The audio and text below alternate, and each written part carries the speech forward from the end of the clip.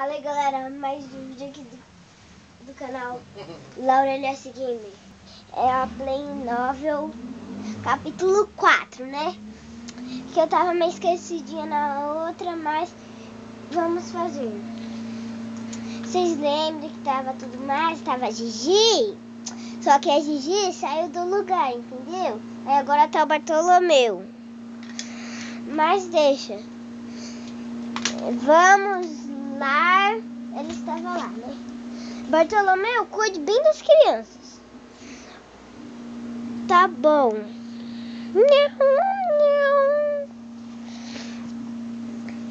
Ok. Eu queria cantar uma música, só que eu não sei. Matias! Matias! Canta, canta, canta, tá. Corta, corta. Para de ser chato, vai. Tava fingindo que tava gravando, tá. 1, 2, 3, 4. Muitas portas se fecharam pra mim, sem razão. De repente eu encontrei você. Só pensando na mesma coisa. Eu passei a vida. Eu não sei cantar!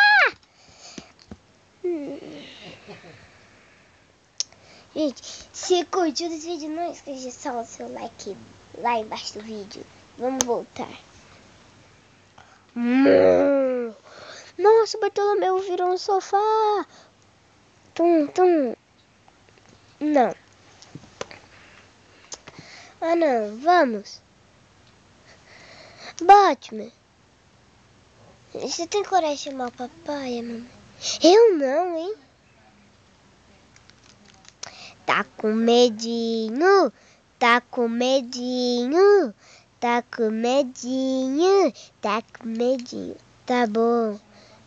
Pai. Que?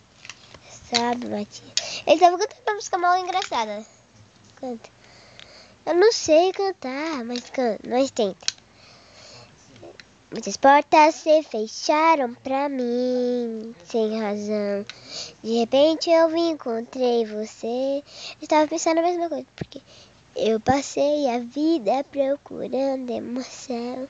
Talvez esteja nas conversas. Eu não sei, viu?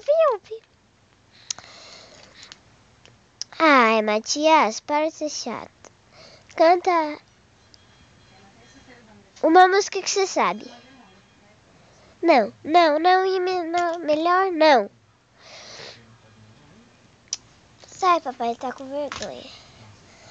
Vai logo, Matias.